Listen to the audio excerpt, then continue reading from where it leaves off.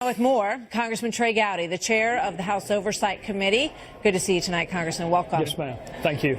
So with regard to oversight and your role, and there's already discussions about wanting to talk to Donald Trump Jr. about this meeting on the Hill, is it illegal to speak to a foreign national who you believe is going to turn over opposition research on a candidate?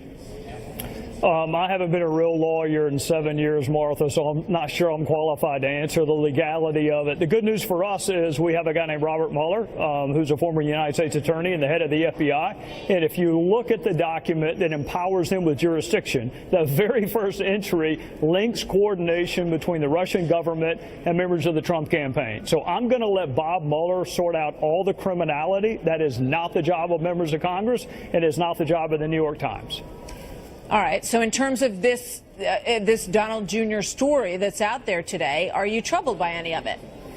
Yeah, I'm troubled on three levels. Number one, the legal level, but I think that's Bob Mueller's lane. The political level, Martha, here we are beginning another week, this one in July, with a new revelation about Russia. And then the third, which is more of a medical issue, is the amnesia of people that are in the orbit. Someone close to the president needs to get everyone connected with that campaign in a room and say, from the time you saw Dr. Zhivago until the moment you drank vodka with a guy named Boris, you list every single one of those, and we're going to turn them over to the special counsel, because this drip, drip, drip is undermining the credibility of this administration.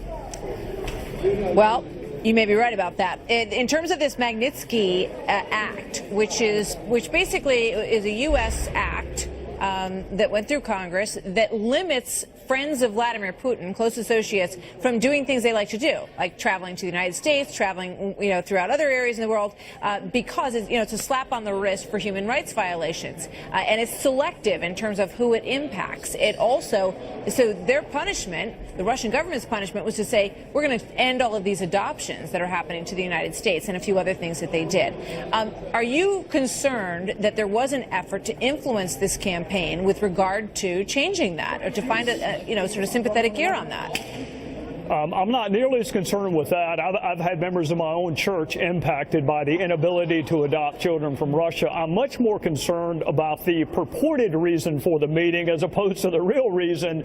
The purported reason was for an agent of a foreign power to try to influence our election. That concerns me more than someone trying to sit down with a member of perhaps an incoming administration to lobby for a policy change. I'm much more concerned with the actual words in the email than the real reason she wanted to meet. Which words in the email disturb you?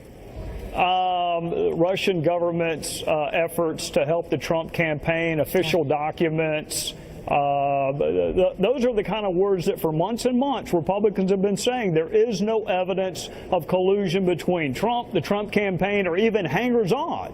And here we have this meeting that may amount to nothing, but here we are on a Tuesday, on a week we ought to be discussing infrastructure or tax reform, and we're still talking about Russia, and frankly with some good reason, because this email, we should have known about it before.